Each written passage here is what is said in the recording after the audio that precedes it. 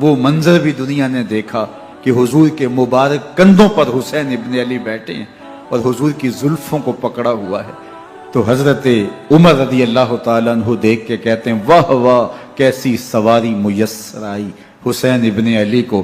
تو میرے آقا مسکرا کے کہتے ہیں عمر سواری دیکھتے ہو سوار بھی تو دیکھو. اللہ اکبر.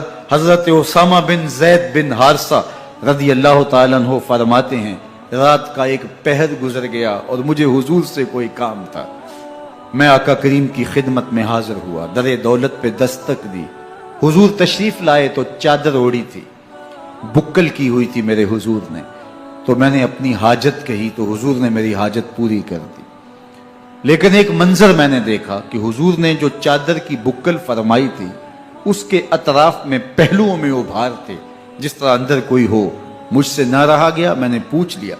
میں نے کہا بندہ نواز چادر کے اندر کیا ہے؟ فکاشفہ.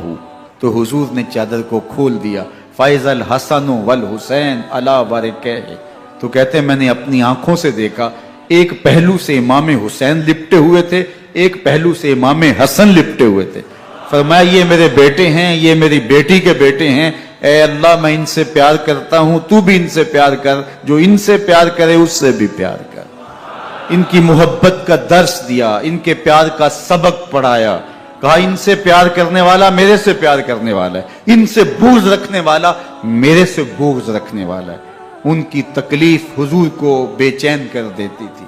حضرت سیدہ فاطمہ الزہرا رضی اللہ تعالی عنہا کے گھر کے قریب سے گزرے تو حضرت امام حسین کے رونے کی آواز آ رہی تھی. تو آقا کریم علیہ السلام نے فرمایا کہ فاطمہ حسین کو چپ کرواؤ. اللہ تعالیٰ انا بقاءہ یوزینی, تو جانتی نہیں حسین کا رونا مجھے دکھ دیتا ہے.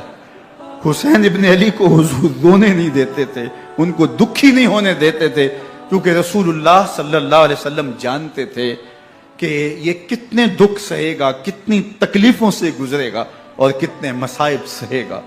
زمانے نے وہ گھڑیاں بھی دیکھی کہ حضرت حذیفہ بن یمان رضی اللہ تعالیٰ عنہ فرماتے ہیں کہ میں حضور کی خدمت میں نماز مغرب کی ادائیگی کے لیے حاضر ہوا, اور میں نے یہ اجازت خاص طور پہ اپنی ماں سے اس شرط پہ لی تھی کہ امی آپ مجھے اجازت دیں, میں حضور کی خدمت میں حاضر ہوتا ہوں, مغرب کی نماز بھی ادا کروں گا اور پھر حضور سے عرض کروں گا حضور میرے لیے اور میری ماں کے لیے بخشش کی دعا کر دیجئے. ماں نے اس شرط پہ اجازت دے دی اور میں حضور کی خدمت میں آ گیا. نماز مغرب ادا کی, سلام پھرا تو میرے دل میں آرزو تھی میں حضور سے عرض کروں حضور میرے لیے اور میری ماں کے لیے مغفرت کی بخشش کی دعا کر دیں. لیکن حضور عبادات میں, ذکر میں, نوافل میں ایسے مشغول ہوئے کہ میں آرزو رکھنے کے باوجود بھی عرض نہ کر سکا. خیر نماز عشاء کا وقت ہوا, اذان پکاری گئی, حضور مصلی پہ آئے, نماز پڑھی, سلام پھرا تو میرے دل میں پھر خیال آیا کہ ماں سے ایک نماز کی چھٹی لی تھی, نمازیں بھی 2 ہو گئیں. ماں نے جاتے پوچھنا ہے حضور سے میرے لیے اور اپنے لیے مغفرت کی بخشش کی دعا کروائی تھی تو کیا جواب دوں گا. اور حضور اٹھے اور کاشانہ اقدس کی طرف چل دیے. اب میرے دل میں یہ خیال رہ کے آ رہا تھا کہ ماں کو کیا جواب دوں گا, میں تو حضور سے بخشش و مغفرت کی دعا کروا ہی نہیں سکا. جب حضور چل پڑے تو غیر ارادی طور پہ میں بھی حضور کے پیچھے چل پڑا. چلنے میں تھوڑی سی رفتار تیز ہو گئی جس سے قدموں کی آہٹ پیدا ہوئی. تو جب آواز پیدا ہوئی تو حضور نے رخ پھیرے بغیر فرمایا من ھذا, میرے پیچھے پیچھے کون آ رہا ہے؟ پھر خود ہی کہا حذیفہ تو نہیں. تو میرا دل دھڑک رہا تھا. قلت نعم, میں نے کہا جی حضور میں حذیفہ ہوں. فرمایا ما حاجتوں کا غفر اللہ لک ولامک, کیا کام ہے اللہ تجھے بھی بخش دے تیری ماں کو بھی بخش دے. اب جو کام تھا وہ جنبش لب سے پہلے ہی ہو گیا. یہاں تو لفظوں کا سہارا بھی نہیں لینا پڑتا, وہ بند لبوں کی بولیاں بھی سنتے ہیں. اقبال بولا ہے فروغت صبح آثار و دہور, چشم تو بینندائے ما فی الصدور, تیری نظر تو سینوں کے چھپے راز بھی دیکھتی. تو کہا ما حاجتوں کا غفر اللہ لک ولامک, اللہ تجھے بخش دے تیری ماں کی بھی مغفرت کر دے, کیا کام ہے. اب جو کام تھا وہ تو ہو گیا. تو میرے حضور نے ارشاد فرمایا حذیفہ سنو, ابھی ابھی ایک فرشتہ آیا ہے جو اس سے قبل دھرتی پر پہلے کبھی نہیں آیا، آج پہلی مرتبہ اللہ سے اجازت لے کے 2 کام کرنے آیا ہے۔ ایک تو مجھے سلام کرنے آیا ہے اور دوسرا خوشخبری دینے آیا ہے کہ آپ کی بیٹی فاطمہ جنتی عورتوں کی سردار ہے اور حسن اور حسین جنتی جوانوں کے سردار۔ ایک طرف یزید ناپاک محسون کا پلیت بیٹا اور ایک طرف محمد عربی کا نواسا، فاطمہ کے دودھ کا اثر، علی المرتضیٰ کے خون کی تاثیر، رسول اللہ صلی اللہ علیہ وسلم کے کندھوں پہ بیٹھنے والا۔ ایک دن حضور نے امام حسین رضی اللہ تعالیٰ عنہ کے ہاتھ پکڑ لیے اور ان کے پاؤں اپنے پاؤں پہ رکھے اور پھر فرمایا بیٹے آگے بڑھو، اور ان کے پاؤں حضور کی پنڈلیوں پہ آئے۔ پھر کہا بیٹے اور آگے بڑھو، حتیٰ کہ ان کے پاؤں حضور کی رانوں پہ آئے۔ پھر فرمایا بیٹا اور آگے بڑھو، تو ان کے پاؤں حضور کے مبارک بطن اقدس پہ آئے۔ پھر بازوؤں کو کھینچ کے اپنے قریب کیا اور حسین ابن علی کے منہ میں اپنی زبان رکھ دی، اور وہ اس طرح چوس رہے تھے جس طرح کھجور چوسی جاتی ہے۔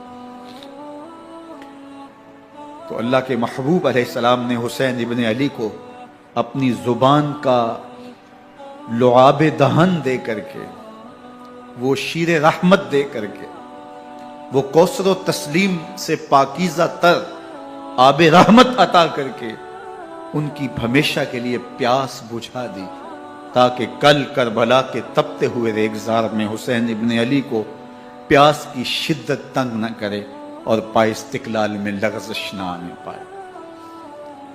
ان نازوں سے پالے ہوئے حسین کو، ان محبتوں سے پالے ہوئے حسین ابن علی کو امتحان بھی اتنے بڑے درپیش تھے۔ یاری تیری سونا پر ازمیشاں تیریاں اگ، سونا پرکھیا جامدہ ہے نال اگاں دے لگ۔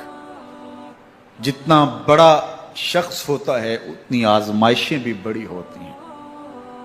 پیغمبر رحمت کی آغوش میں کھیلنے والا، حجرہ فاطمہ کا جانشین، مصلی رسول کا وارث، منبر رسول صلی اللہ علیہ وآلہ وسلم پر حضور کے مبارک پہلو اور گود میں بیٹھنے والا حسین، حضور کی زبان چوسنے والا حسین، حضور کے کندھوں پہ سواری کرنے والا حسین، آقا کریم علیہ السلام کے مبارک سجدے کی حالت کے اندر حضور کی پشت پہ کھیلنے والا حسین۔ قیامت تک حضرت امام حسین رضی اللہ تعالیٰ عنہ نے اپنی سنت کو بطور نمونہ چھوڑا اور فرمایا وَلَكُمْ فِيَّ أُسْوَةٌ، میں اس لیے خود کربلا کے ریگزار کے اندر ایک انوکھی داستان رقم کرنے جا رہا ہوں، تاکہ قیامت تک لوگوں کے لیے میری زندگی ایک نمونے کے طور پہ موجود رہیں اور جبر کے خلاف لوگ ٹکرانے کا حوصلہ رکھیں۔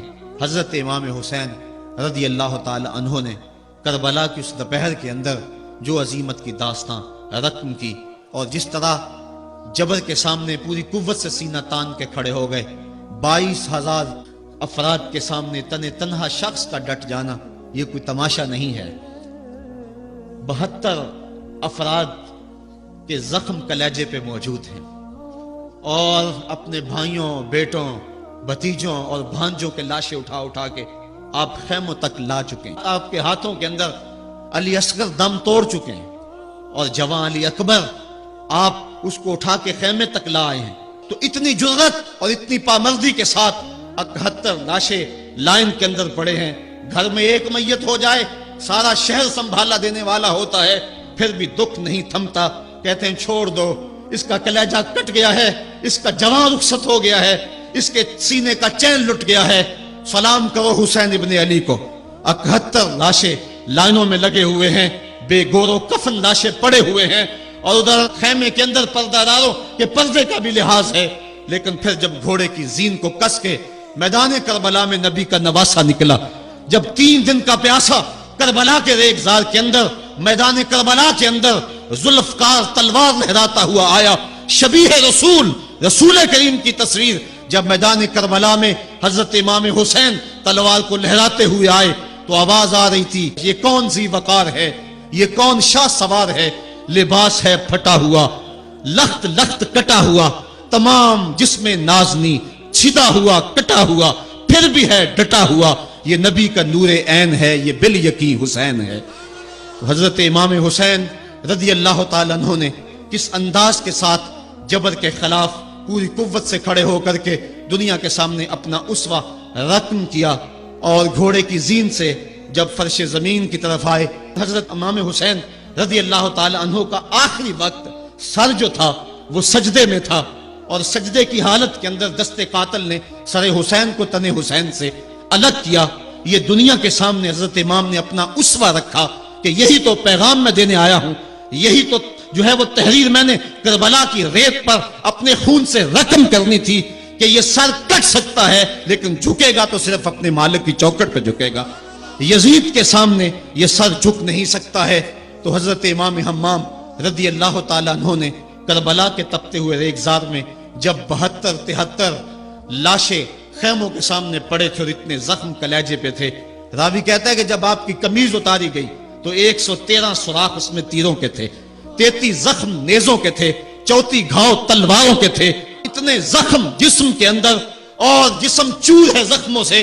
لیکن حضرت امام حسین نے جب پیشانی سجدے میں رکھی تو آخری لفظ یہ تھے، اللہم رضن بقضائک وصبرن علی بلائک تسلیما لامرک سبحان ربی العالی۔ مالک تیری تقدیر پہ راضی ہو گیا ہوں، مالک زخم سے پہ بھی میں مسکرا رہا ہوں، مالک تیری طرف سے جو دکھ آئے میں نے ان کو قبول کیا، جے سونا میرے دکھ وچ راضی تے میں سکھ نو چلے ڈاواں، مالک میں سب کچھ قبول کیا، حسین تیری رضا پہ راضی ہے، میرے مالک تو بھی بتا تو بھی حسین پہ راضی ہوا ہے کہ نہیں ہوا ہے۔ آواز آ رہی تھی اس پیاسے پر علی شیر خدا کو ناز ہے، اس نواسے پر محمد مصطفیٰ کو ناز ہے، اوروں نے بھی سجدہ کیا پر اس کا عجب انداز ہے، اس نے وہ سجدہ کیا جس پر خدا کو ناز ہے۔ اے حسین ابن علی تم پر سلام، نازش آل نبی تم پر سلام۔ یہ دنیا کے سامنے حضرت امام نے اپنا اسوہ رکھا کہ یہی تو پیغام میں دینے آیا ہوں، یہی تو جو ہے وہ تحریر میں نے کربلا کی ریت پر اپنے خون سے رقم کرنی تھی کہ یہ سر کٹ سکتا ہے لیکن جھکے گا تو صرف اپنے مالک کی چوکٹ پہ جھکے گا، یزید کے سامنے یہ سر جھک نہیں سکتا ہے۔ تو حضرت امام حمام رضی اللہ تعالیٰ عنہ نے کربلا کے تپتے ہوئے ریگزار میں جب 72-73 لاشیں خیموں کے سامنے پڑے تھے اور اتنے زخم کلیجے پہ تھے، راوی کہتا ہے کہ جب آپ کی قمیض اتاری گئی تو 113 سوراخ اس میں تیروں کے تھے، 33 زخم نیزوں کے تھے، 34 گھاؤ تلواروں کے تھے، اتنے زخم جسم کے اندر، اور جسم چور ہے زخموں سے۔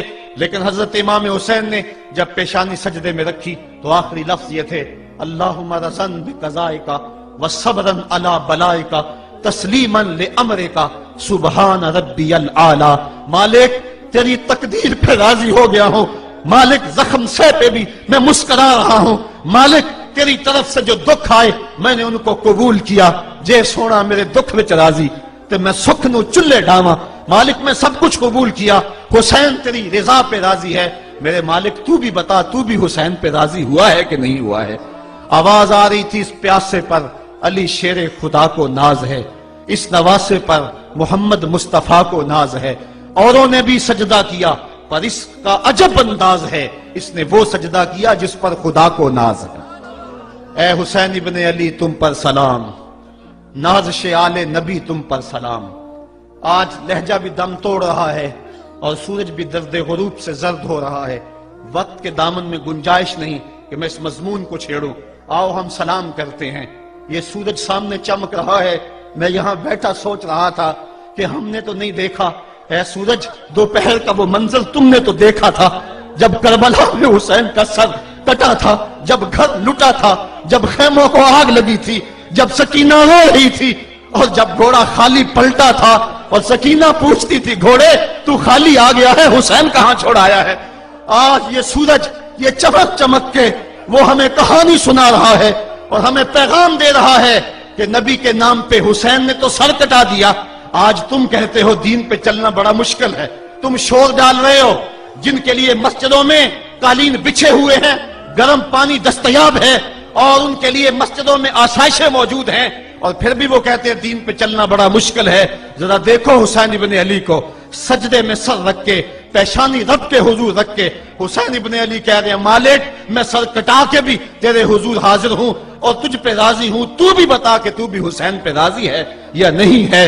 اے حسین ابن علی تم پر سلام، نازش آل نبی تم پر سلام، تم پہ لاکھوں رحمتیں لاکھوں سلام، اے شہیدان محبت کے امام، لالا گوں لالا بدن لالا چمن، اے چمن اندر چمن اندر چمن، زندگی ہی زندگی تیری حیات، اے حیات اندر حیات، افتخار ملت بیضا ہے تو، رب کعبہ کی قسم یکتا ہے تو، فخر کا دل میں دریچہ باز کرنا چاہیے، جن کا تو آقا ہے ان کو ناز کرنا چاہیے۔ آج ہم ناز کرتے ہیں حسین ابن علی پہ، ہم حسین والے نہیں ہیں، ہم واہ حسین والے ہیں۔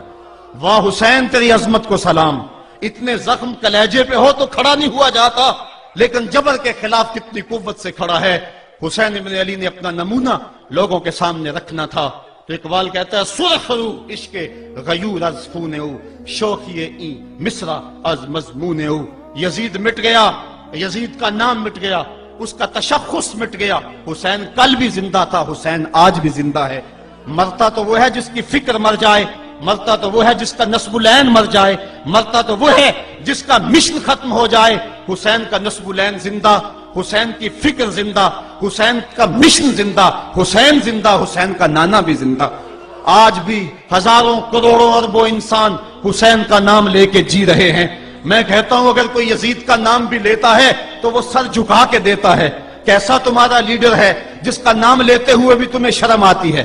نام لینے سے پہلے سر جھکاتے ہو، نام لیتے ہوئے پسینہ پسینہ ہوتے ہو، نام لینے کے بعد منہ چھپا لیتے ہو۔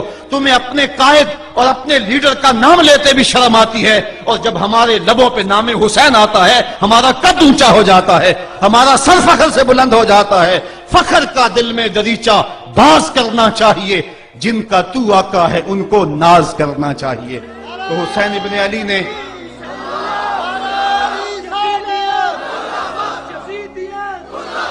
کسی نے کہا تھا کہ یہ دو شہزادوں کی جنگ تھی، تو کسی نے بڑا خوبصورت جواب دیا، اس نے کہا کربلا جنگ تھی اگر دو شہزادوں کی، قلم میں زور ہے تو لکھو حسین ہار گئے، لہجے میں تنتنا ہے تو لکھو حسین ہار گئے، انداز میں زور ہے تو کہو حسین ہار گئے۔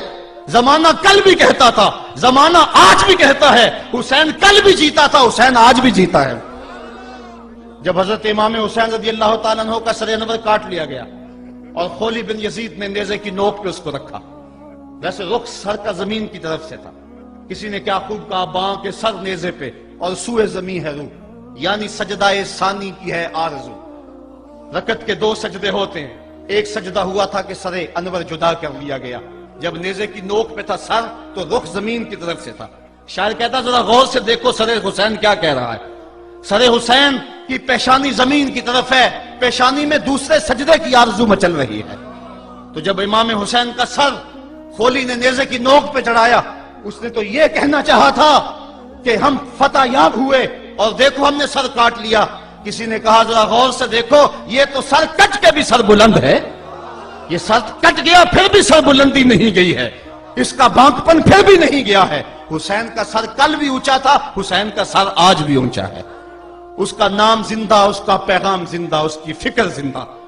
حضرت امام زین العابدین یہ کربلا کے وہ شخص ہیں جنہوں نے سارا منظر اپنی آنکھوں سے دیکھا تھا۔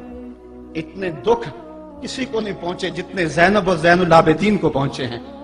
سب منظر کھلی آنکھوں سے دیکھا، 14 سال کی عمر ہے، بیمار ہیں، تاریخ بتاتی ہے اس کے بعد ساری زندگی حضرت زین العابدین نے ٹھنڈا پانی نہیں پیا، جب پانی پینے لگتے تڑپنے لگتے، کہتے مجھے سکینہ کی پیاس یاد آتی ہے، مجھے علی اصغر کا تڑپنا یاد آتا ہے، ساری زندگی پھر ٹھنڈا پانی نہیں پیا۔ حضرت امام زین العابدین نے یہ سارا منظر کھلی آنکھوں کے ساتھ دیکھا تھا، اور پھر آپ نے دمشق کے بازاروں میں بھی اور کوفے کی گلیوں کے اندر بھی سروں کا یہ قافلہ اپنی قیادت کے اندر جو ہے وہ گزارا تھا۔ جب یزید کے دربار کے اندر حضرت امام زین العابدین پہنچے تو یزید نے پہلے تو جو ہے وہ دکھ کا اظہار کیا۔ بعض لوگ یہاں سے یزید کی بریت کا اعلان کرتے ہیں۔ یہاں کسی نے بڑی خوبصورت بات کہی کہ قاتل کی پشیمانی مقتول کی اہمیت کو تو بڑھا سکتی ہے لیکن اس کے دامن سے قتل کے داغ کو نہیں دھو سکتی۔ تو اس نے یہ سب کچھ کیا یہ بس اس کے ٹسلے تھے جو وہ بہانے لگا، لیکن بعد میں اس نے حضرت امام حسین رضی اللہ تعالی عنہ کے دانتوں کے اوپر جو ہے وہ چھڑی مارنا شروع کر دی۔ تو حضرت ابو برزہ اسلمی صحابی رسول وہاں موجود تھے، وہ کھڑے ہو گئے، اٹھ کے بدن کانپتا ہے ان کا، کہنے لگے ظالم ارفع قدیبہ کا، یہاں اپنی چھڑی ہٹا لے، میں نے اپنی ان آنکھوں سے دیکھا ہے کہ کان رسول اللہ صلی اللہ علیہ وسلم یلسمہ، حضور نے ان ہونٹوں کو خود چوما ہے۔ تو یہ کہہ کہ آپ دربار سے نکل گئے اور روتے تھے اور آپ کے بدن پہ کپکی بھی تاری تھی۔ بعد میں یزید نے کہا حضرت غلطی ہو گئی اور یہ میں نہیں چاہتا تھا، بتائیں آپ کی کوئی شرط ہو۔ تو آپ نے فرمایا میری 4 باتیں مان لو۔ ان 4 باتوں میں ایک بات یہ تھی کہ سر حسین اور سر شہیداں ہمارے سپرد کر دو تاکہ ہم کربلا جا کے ان کی تدفین کر سکیں۔ دوسری یہ تھا کہ ہمیں مدینہ حفاظت سے پہنچا دو۔ تیسری شرط یہ تھی کہ مجھے جو ہے وہ جمعے کا خطبہ دینے کی اجازت دو آج دمشق جامع مسجد کے اندر۔ چوتھی بات آپ نے یہ فرمائی کہ قاتلان حسین جو ہے وہ میرے سپرد کرو۔ اس نے کہا ہاں کون ہے قاتل حسین کا؟ لوگوں نے کہا خولی ہے۔ خولی نے کہا میں نے قتل نہیں کیا، یہ سنان بن انس نخی نے کیا ہے۔ سنان بن انس نخی کو کہا ہاں تو بتا، کہنے لگا میں قتل کیوں کرنا تھا، یہ تو شمر ذل جوشن نے کیا ہے۔ شمر ذل جوشن کو کہا تو بتا، کہنے لگا میں نے قتل نہیں کیا، میرا کون سا حسین نے کچھ بگاڑا تھا، قتل اس نے کیا ہے جس کی حکومت کو خطرہ تھا۔ تو یہ ہے وہ ہے قاتل حسین کا۔ اب یزید کہنے لگا تمہاری یہ شرط تو میں پوری نہیں کر سکتا، یہ بات تو پوری نہیں کر سکتا، اب خطبہ دے لو۔ اب حضرت امام زین العابدین خطبہ دینے کے لیے کھڑے ہوئے۔ خطابت تو اس گھر کی لونڈی ہے، جب یہ بولتے ہیں تو حکمت کے موتی دولتے ہیں۔ جو ہی امام زین العابدین کھڑے ہوئے، 14 سال عمر ہے اور دمشق کی جامع مسجد ہے، یزید بھی بیٹھا تھا، یعنی سلطنت بھی تھے، عوام کا بھی ہجوم تھا۔ جب آپ نے خطبہ شروع کیا لوگ زاروں کے تار رونے لگے، اور آپ نے اہل بیت کے مناقب جب لوگوں کے سامنے رکھے تو یزید گھبرا گیا کہ کہیں لوگ میرے گریبان تک نہ پہنچے۔ اس نے مؤذن کو اشارہ کیا جلدی جلدی اذان پڑھو۔ تو جب اس نے کہا اللہ اکبر اللہ اکبر، تو حضرت شہزادہ زین العابدین نے کہا کہ اس کے اندر کوئی شک نہیں کہ اللہ سب سے بڑا ہے۔ جب شہادتین کا کہا اشہد ان لا الہ الا اللہ، حضرت امام زین العابدین نے اس کے جواب کے اندر کہا ہاں ہاں اللہ کے علاوہ کوئی معبود نہیں ہے، اس کی گواہی ہم نے خون سے دی ہے، ہم نے اپنے لہو سے دی ہے اس کی گواہی۔ اور پھر اس کے بعد جب اشہد ان محمد رسول اللہ پہ لفظ آئے تو حضرت امام زین العابدین نے کہا یزید دیکھ اب اذان کے اندر تیرے نانے کا نام ہے یا میرے نانے کا نام ہے؟ آج بھی منبر پہ میرے نانے کا نام ہے۔ تو یزید مر گیا، اس کا نام مر گیا، اس کا تشخص مر گیا۔ حسین کل بھی زندہ تھا، حسین آج بھی زندہ ہے، حسین کربلا کے تپتے ہوئے ریگزار میں بھی زندہ تھا، کوفے کے بازار میں بھی زندہ تھا، اور دمشق کی جامع مسجد میں بھی زندہ تھا، مدینے میں بھی زندہ، مکے میں بھی زندہ، کابل میں بھی زندہ، کندھار میں بھی زندہ، قلعہ جنگی میں بھی زندہ، تورا بورا میں بھی زندہ، موصل میں بھی زندہ، بغداد میں بھی زندہ، غزہ کی پٹی میں بھی زندہ، فلسطین میں بھی زندہ۔ آج حسین کی زندگی اور حسین کا باقپن دنیا کو بتا رہا ہے، بش کو بتا رہا ہے تیرے منہ پہ تماچا حسین مارے گا۔ زمانہ بتائے گا کہ حسین کل بھی زندہ تھا، حسین آج بھی زندہ ہے۔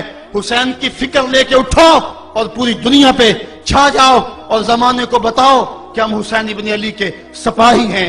صرف محرم کے دن آنسو بہا لینے سے کچھ نہیں ہوگا۔ کیا صرف محرم حسین کا مہینہ ہے؟ نہیں، پورا سال حسین کا ہے، پوری زندگی حسین کی ہے، پورے زمانے حسین کے ہیں۔ یہ صرف عاشور کا دن یا عاشور کی شب ہی حسین کی نہیں، سارے زمانے حسین کے ہیں۔ کل بھی حسین کا تھا، آج بھی حسین کا ہے، کل بھی حسین کا ہوگا۔ آؤ اٹھیں، قرآن کو لے کر کے حسین ابن علی نیزے کی نوک پر بھی چڑھ کے قرآن سنایا، اور آج ہم اسی قرآن کی دعوت کو لے کر کے اٹھیں اور حسین ابن علی کے پیغام کو گھر گھر